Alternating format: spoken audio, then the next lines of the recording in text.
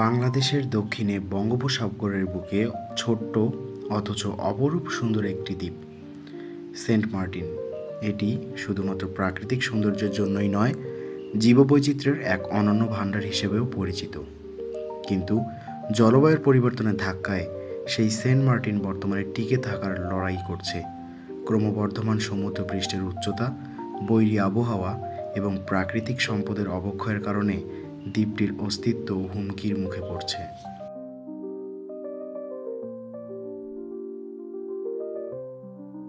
জলবায়ুর পরিবর্তন সরাসরি এবং পরোক্ষভাবে সেন্ট মার্টিনের জীববৈচিত্র্য, প্রাকৃতিক পরিবেশ এবং মানুষের জীবনযাত্রায় প্রভাব ফেলছে। বৈশ্বিক উষ্ণায়নের কারণে গ্লোবাল আইস ক্যাপ গলছে, যা সমুদ্রপৃষ্ঠের উচ্চতা বাড়াচ্ছে। সেন্ট মার্টিন একটি নিম্ন উচ্চতার প্রবাল দ্বীপ হওয়ায় এই পরিবর্তনের প্রভাব বিশেষভাবে প্রকট। সমুদ্রপৃষ্ঠের উচ্চতা বাড়ার ফলে দ্বীপটির নিম্নাঞ্চল প্লাবিত হচ্ছে, কৃষি জমি নষ্ট হচ্ছে এবং অনেক বাসিন্দা বাস্তুচ্যুত হচ্ছেন। সেন্ট মার্টিনের প্রবাল প্রাচীর দ্বীপটির প্রাকৃতিক প্রতিরক্ষা ব্যবস্থা, কিন্তু ক্রমবর্ধমান তাপমাত্রা এবং দূষণের ফলে প্রবাল সাদা হয়ে মারা যাচ্ছে, যা দ্বীপটিকে ঝড়ো এবং জলোচ্ছ্বাসের মতো প্রাকৃতিক দুর্যোগের জন্য আরও অসুরক্ষিত করে তুলছে।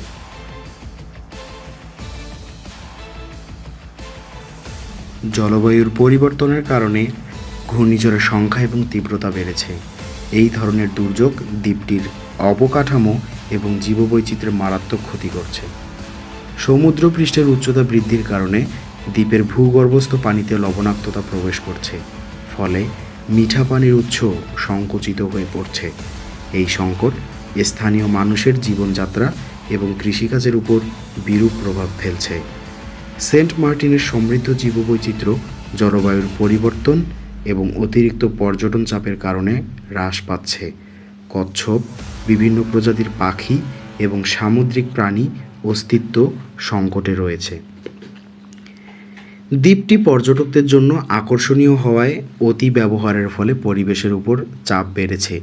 প্লাস্টিক বর্জ্য, জল ও ভূমি দূষণ পরিস্থিতি আরও জটিল করেছে।